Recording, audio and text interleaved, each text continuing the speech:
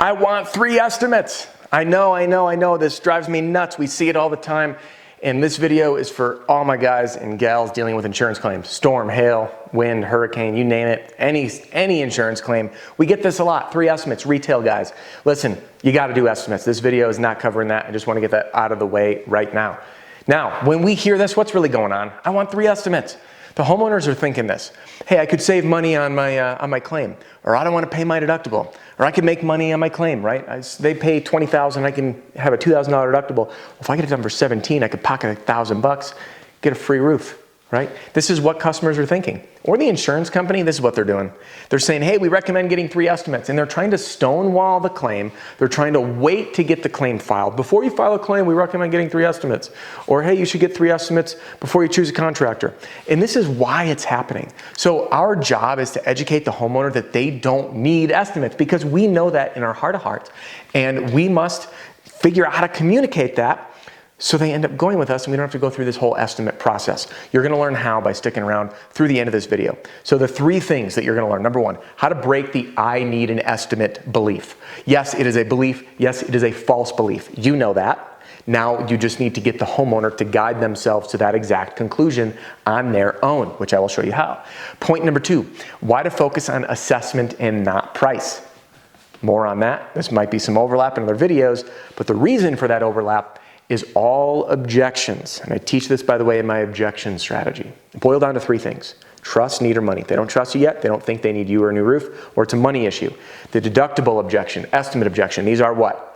Money objections. There will be overlap because they ultimately mean the same thing. All right, now, point number 3, what to do if they already have an estimate. Oh boy, do I love this one. This one's probably my favorite, so stick around to the end, because many of the times you're going to be facing this in the field where they already have that estimate in hand, and it's your job to poke those holes in it and put yourself up there as the easy answer to say yes to right then and there. Now listen, if you're new here, welcome. My name is Adam Bensman, roof strategist, and I'm super pumped to have you here. Everything I do in these videos and in my podcasts are designed for one simple reason. And that is to fulfill a mission of mine, a mission to help you and your team smash your income goals. And to do that, we need to be confident. We need to learn how to overcome obstacles and objections in the field. And the best way to do that is to invest in yourself, to train up, to have a competitive edge on doing that. So if you haven't done it yet, go right now to theroofstrategist.com for a free copy of my Pitch Like a Pro roofing sales training video library. Now this little picture says there's 120 plus videos. At this point, there's about 240, which I know is a lot to sort through. So this document, this Pitch Like a Pro roofing sales training video library, organizes all the videos by category. And it's a fantastic tool for seasoned reps, brand new reps, and owners with a team. Get this in their hands. You can click by category: pitching, overcoming objections, body language, industry news, you name it. It is there for easy reference for you. And again, it is free. So head on over to theroofstrategist.com right now for your free copy, or click the link in the podcast and video description and you'll find that link there. Now, let's get back to it. Our sole purpose of this video, sole purpose, key takeaway, pay attention, is to have this mindset shift from homeowners saying, I need 3 estimates, to what? I just want to work with you, okay? And I'm going to help you get there starting right now. In this video, I'll be giving you these 3 different ways to approach and overcome this objection, all right? Think of it like this: tools on the tool belt. Tool 1, 2, and 3. Every customer is different. This customer has a job that might need all 3 tools. This customer's job that might only need tool number 3. This one might need 1 and 3. So my point is, this is a long-winded version to give you a lot of resources to use to overcome this estimate objection, which frankly isn't that difficult to overcome once you learn and apply these 3 points that I'll be teaching you in this video. Point number 1, Mr. Homeowner, I don't care about the price of your roof. I'm going to say it again. I do not care about the price of your roof. Now, why do you think I say this to homeowners? I do this to get their attention, because it's true, okay? And I'm going to show you right now, because what they're thinking, is, what the heck? What do you mean you don't care? Of course you care about the price. Everyone cares about the price. But we don't. No one can. Not when you really think about it. So let's do this. Before, I want to quiz you. Do we ever negotiate with an insurance company over price? I've asked this to hundreds of sales reps, and I love seeing the response. The room is split. One party says absolutely not. The next says we never do. Well, what's the answer? We never do. We never go to an insurance company and say, you owe me $3,000 more. No. We quantify it with an assessment, line item, starter, ridge cap, missed ice and water shield, whatever it is. We submit that to the insurance company. The dollar amount is a byproduct of what? The assessment. So listen, we never negotiate with an insurance company over price, and it's very important to communicate that with homeowners, because so many homeowners, they'll go around, and I cringe when I hear roofers say, I'll get you more for your claim. First of all, you won't, because that doesn't get them anything. That goes in your pocket. Number two, they think you're taking the insurance company. It's not about getting more, it's about doing the right thing. All right. So, and we don't negotiate over price. I hear this. Oh, I got them $20,000 more. No, you didn't. You got the roof done the right way of how it was owed, period. And we have to make it about the homeowner, because that money goes in whose pocket? Yours. Their deductible doesn't change. More on that in a minute. All right. So we never negotiate with an insurance company over price. We only care about the assessment of damage. Now, what do I mean by that? The assessment is done on the same software that the insurance company uses, which is Xactimate or Symbility. And by the way, anyone will communicate through Xactimate if you're using it. So I'm going to put my little clicker in my pocket to show you a couple things here. Mr. Homeowner, I want you to understand something. Even though this says an estimate, this will say like, hey, building estimate summary. It's not truly an estimate. What you'll find in here, Mr. Homeowner, is a series of line items that work like this. We're going to go through it. It's not really an estimate. It's based on the installation requirements and quantities. So it is an objective assessment, meaning installation requirements require that we pull off this building material, the shingles, the felt, the edge metal, the pipe jacks, the box vents, the ridge cap, everything comes off. Then we're going to install new, and it's going to be X feet of edge metal, X feet of step flashing, this many pipe jacks. Everything is itemized by quantities. So you end up with this, a list of the installation requirements, the quantities, and then the price. So what about the price? When I said I didn't care about the price, well, here's why I can say that. The industry standard price list on Xactimate is updated by month, by zip code, by third party. And that is designed to reflect fluctuations in material and labor costs. So, Mr. Homeowner, I don't even care if you blur out all the dollar amounts. All I'm concerned about is the assessment, because the rest happens automatically 100% beyond my or anyone else's control. That, my friend, is why I'm focused on the assessment and not the price. So I want to ask you, Mr. Homeowner, do you see why I'm 100% focused on assessing your roof and not the price? It is about what's up there, the installation requirements and the quantities, and that is it. That is all I care about. The rest comes out based on third-party control. I have no control over it. All right? Now, key takeaway is this. When a homeowner goes through this process, I'm doing two things. One, I'm deconstructing their emotional attachment to the dollar amount and breaking this like, oh, it's $22,000, to focusing on how we got to the $22,000 or whatever the number is on the assessment.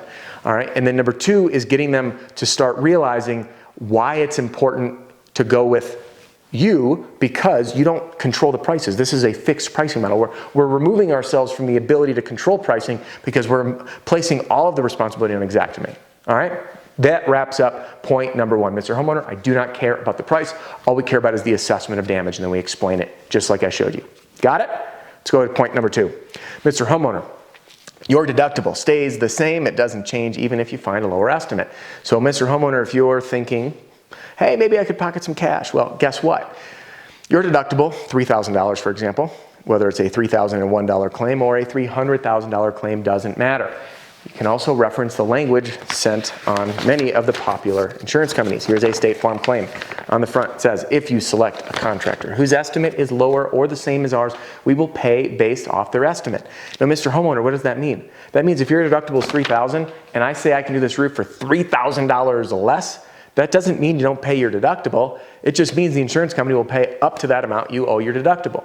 Now, I know what you might be thinking. Well, they think that they won't have to pay their deductible. Click this video, I don't know what side it'll be on beating deductible eaters. This explains the insurance fraud aspect to homeowners so they understand how contractors can claim to eat that deductible by falsifying the final invoice. And when we go through that process, which I can't get into in this video because this will get way too long, you'll learn how to tackle that objection if that one comes up. So here's a link to that video. All right, now, what does this mean, Mr. Homeowner? Your deductible is a contractual agreement between you and the insurance company. I have nothing to do with it. I cannot control that for you, okay? Now, number three, that wraps up, by the way, point number two. Deductible, contractual amount between you and the insurance company. Show them the proof. If they pay less, or if we charge less, they pay less. Your deductible doesn't change. The only person you're saving money is the insurance company. So if the insurance company is encouraging you to get 3 estimates, who is that really helping? and just ask it like that. All right, ready for point number 3? This is the third tool in your tool belt of overcoming the estimate objection. Oh, I need 3 estimates. Mr. Homeowner, I want you to be very careful. Not all estimates are apples to apples, and commonly, this is a way that contractors dupe or fool homeowners to earning their business. And I want to show you what I mean by that, because I don't want you to get duped or fooled. By the way, very powerful words, because no one wants to get duped and fooled. So I'm going to explain this to them, and then I'm going to back it up with proof. Let's begin. Estimates can be deceiving, okay? This is how contractors fool homeowners or dupe them into quote unquote winning their business. I want you to take a look. Mr. Homeowner, have you gotten any estimates yet? By the way, if they're asking for estimates, chances are they already have. They've already seen some. We often run into this. So now that you're going to learn this is something you can apply starting right away, okay? Estimate number 1, remove and replace roof. Install shingles, remove debris, 5-year warranty, total $12,000. Have you guys seen estimates like this? These like 4 or 5 line items, okay? Versus an insurance scope. This one's from Nationwide. Installation, practice, and quantity. All objective. All right, so if you see this, there might be thinking, well, how can this be $12,000 and this one's $20,000? By the way, I don't know what the actual cost was on this one, but this is just an example. Oh, $13,700 versus $12,000, okay? How can this one be cheaper? Now, before we get into that, I want you to think about something. What are the most powerful questions you can ask a homeowner? What are they? They're the questions that they can't answer. Now, why is that? When we ask a question that they can't answer, this shines a mirror upon a blind spot or a false belief, and they come to the conclusion on their own.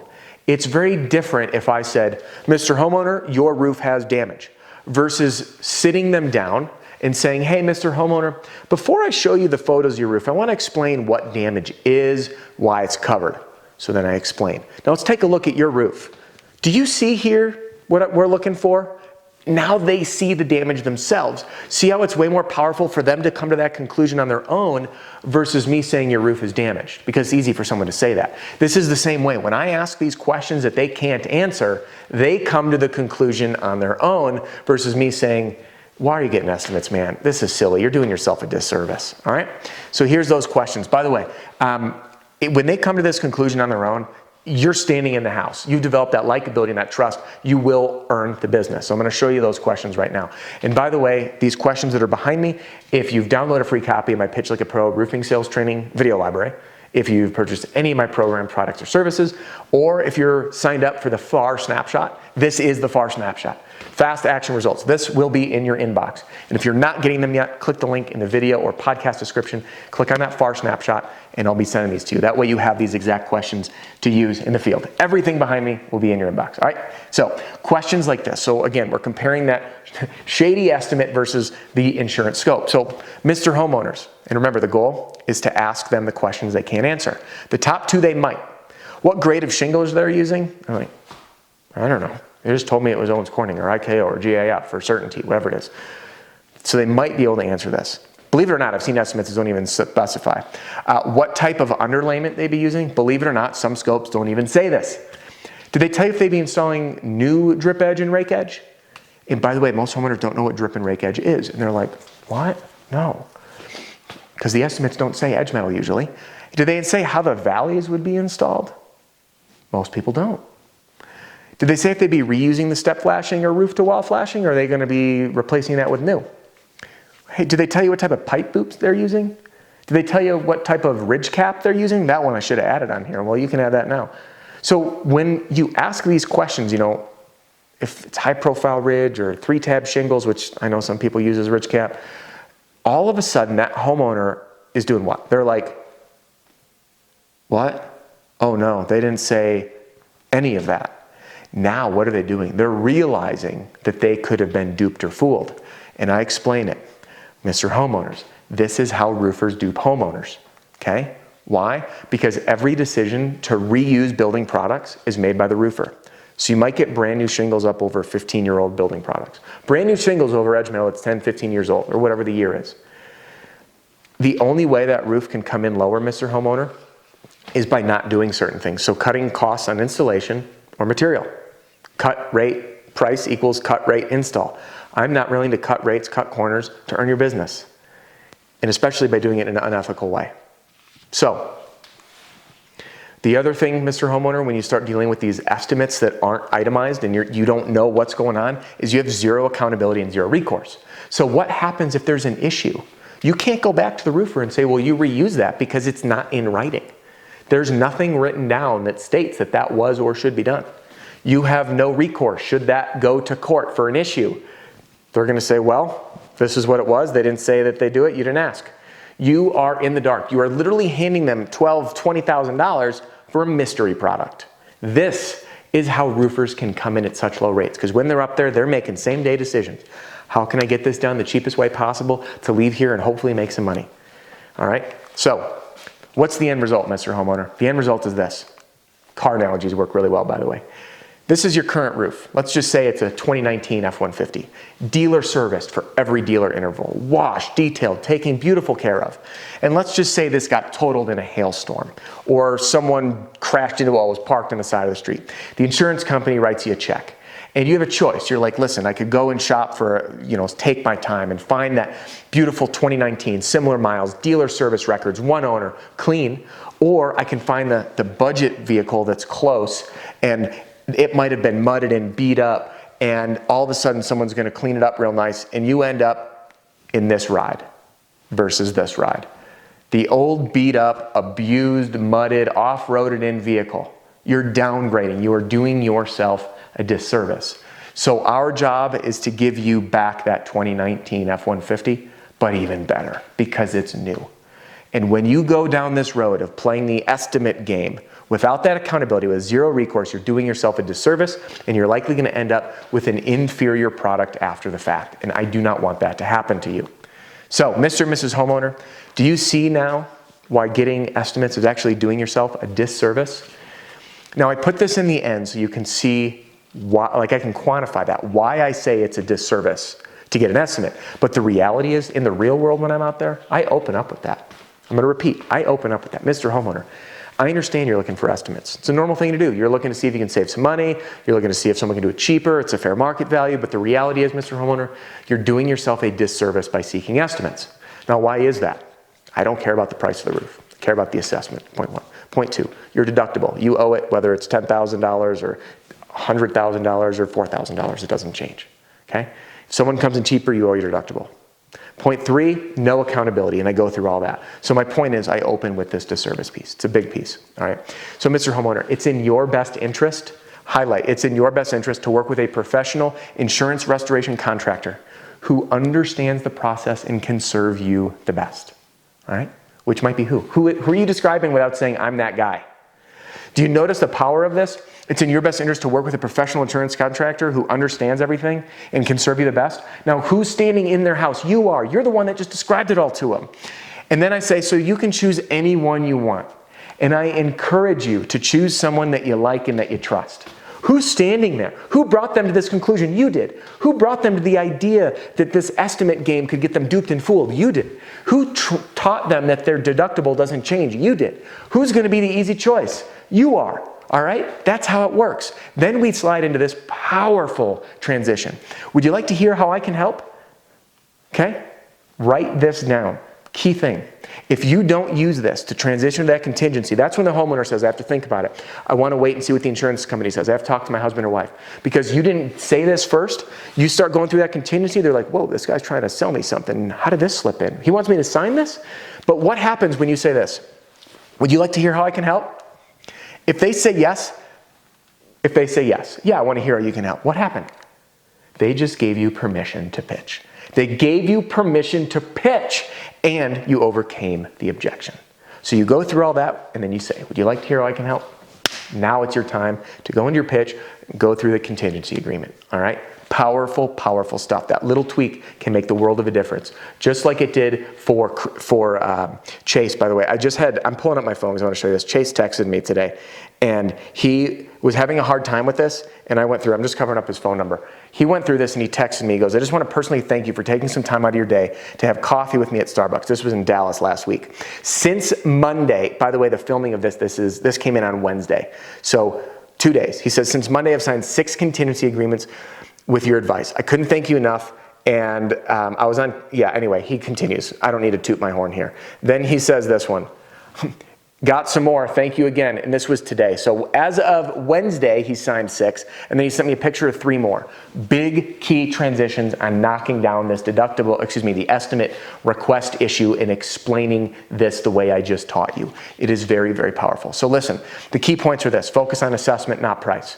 Emotional attachment to the money, shift them to focus on the assessment. Point 2, the deductible doesn't change even with a lower estimate. Support that claim with the documentation from the carrier. Point number 3, beware of getting fooled or duped and taken advantage of with these estimates, because there's 0 recourse and 0 accountability. All right? Now listen, if you want more, my objection strategy and my closing strategy may be a good fit for you and the team. All right. Now, why is that? Because all these objections that I cover here, they all fit again into those 3 categories: trust, need, money. I teach you how to figure out what they say, because if it's a trust objection, one-liner is not going to knock it down. You got to be able to speak to it. Also, I want an estimate. I don't want to pay my deductible. These all are what objections? Trust, need, money. Money objections. When we understand the true meaning of the objection, which is far beyond the words, we'll see that they all kind of overlap. They all share such a similar approach of how you overcome them. And it pairs very nicely with the closing strategy. Why? Because I teach how to knock down this deductible or estimate objection straight out of the gate. Opening up, Mr. Homeowner, you can choose anyone you want. And then I explain why. Similar to what I showed you here, but in a much deeper dive, how I transition to my presentation, what my presentation looks like, how I get to the contingency, those key transitions, how to close and all that. And this is available as part of this new bundle I've created, the Roofing Sales Success Formula. And those rates are incredibly affordable, whether you want 1 login for an individual, if you're an individual sales rep, or if you're growing a team, packages start at 5, all the way up to you name it, okay? So you'll make your money back, by the way, on your next sale. Rates are super affordable, get you access to this and a whole bunch more. Now, if you want to continue your journey, just because this video is about to wrap up doesn't mean our time together has to. I've got an entire playlist on top objections. You can find that in the Pitch Like a Pro Roofing Sales Training video library, and I'm also going to put a link here at the end of the video. I also recommend reading this book. I left this up from another video, okay, called Positioning by Jack Trout, Now Rise. It's a fantastic read about how the way we communicate things will change how it's received from the recipient. And it's super influential, classic marketing book. And if you want all my strategies, by the way, again, I mentioned that they're all included in that Roofing Sales Success Formula: the battle pack, sales strategy, canvassing strategy, objection strategy, closing strategy.